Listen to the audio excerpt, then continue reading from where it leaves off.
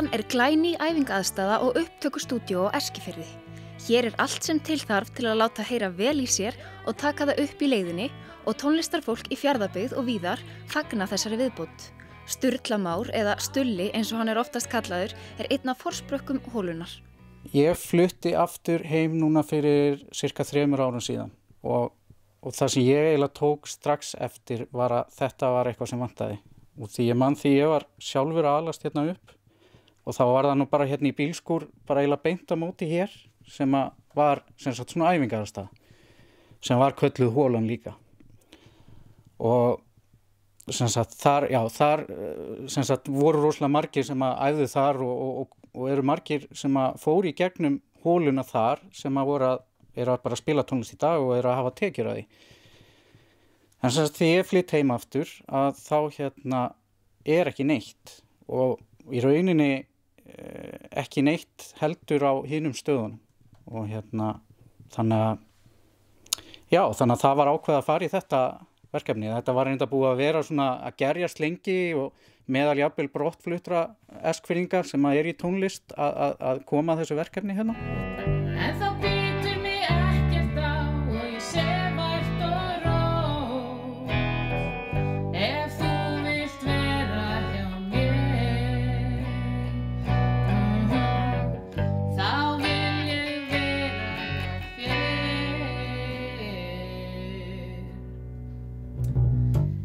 Yes. Þetta var geggjað hjá okkur.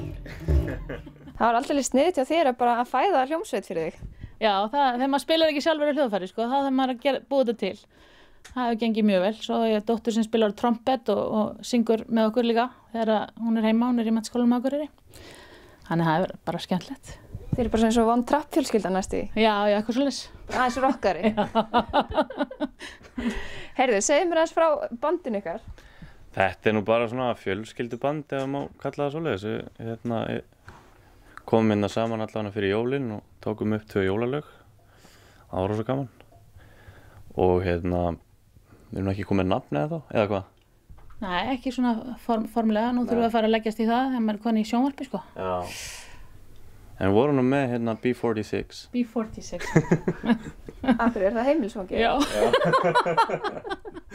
Ekki skaða þetta rétt, sko. Já. Heyrðu, segðu mér aðeins, ekki svona smá munur að hafa svona aðstöðu til að æfa? Það heilmikill munur, sko. Það gott að geta komið hingað þótt maður sé ekki endilega að taka upp eitthvað, þá hægt að koma hingað og spila. Maður hefur heyrt að fólk að koma hingað og ég kom hingað sjálfur náttúrulega, bæði með vinum mínum og þeim náttúrulega. En já, það alveg snillt, sko. Hvar voruð þið annars að æfa? Bara í B46? Nei, en þetta byrjaði bara byrjaði þegar þetta byrjaði, sko. Þegar þetta var komið upp þá fengu þessa hugmynd að geta komið hingað og tekið upp lag og gefið það lagið í jólagjöf, sem sagt.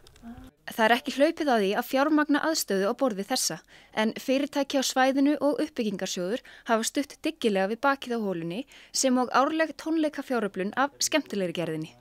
Það sem í rauninni gerði þetta veruleika hér að við erum með hátíð hérna einu sinni á ári sem heitir Útsæðið og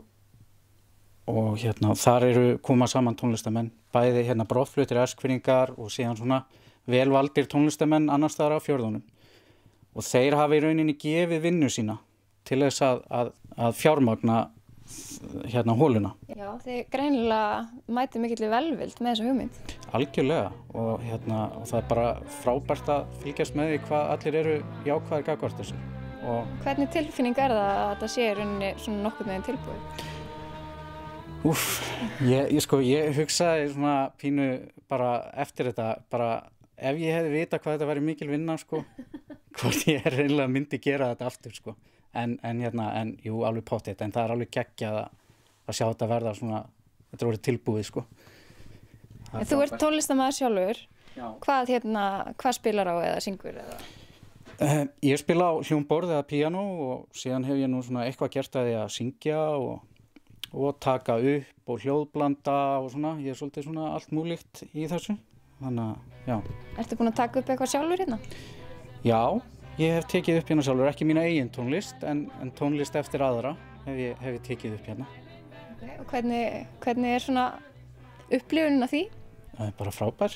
það er bara yndislegt sko og það er bara einhvern veginn svo geggjað að geta komið inn í svona aðstöðu og gengið að þessu og tekið upp sko.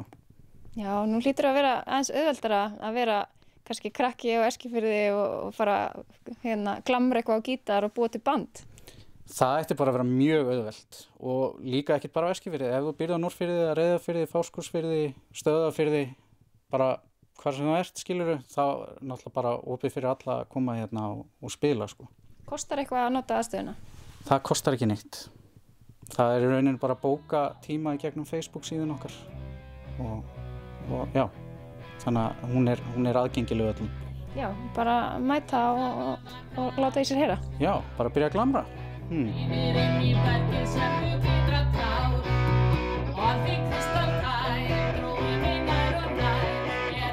Þetta eru þvílíkar gæðastundir að koma hérna og hanga saman. Það er bara æði.